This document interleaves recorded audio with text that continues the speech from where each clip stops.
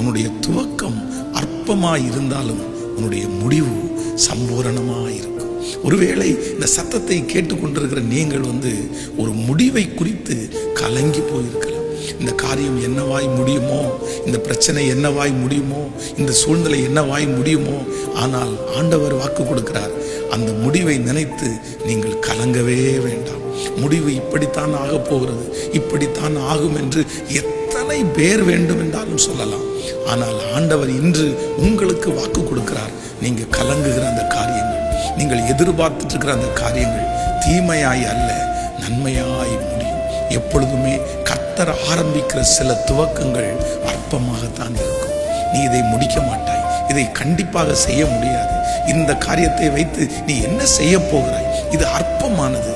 ஆனால் ஆண்டவருடைய ஆசீர்வாதம் அதன் மேல் இருக்கும், ஆண்டவருடைய கரம் அதன் மேல் இருக்கும். உங்களுடைய பிள்ளைகளுடைய வாழ்க்கையா இருக்கலாம், திருமண காரியமா இருக்கலாம், தொழிலாய் இருக்கலாம், குடும்ப காரியமா இருக்கலாம்.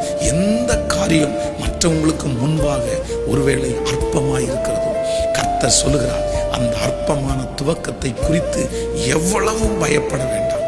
காத்திருங்கள், பொறுத்திருங்கள், அமைதியாயிருங்கள். நீங்கள் செய்ய வேண்டியதை செய்து கொண்டே நீங்கள் முன்னேறுங்கள். கர்த்தர் சொல்லுகிறார், அதனுடைய முடிவு சம்பூரணமாயிருக்கும், சம்பூரணமாயிருக்கும்.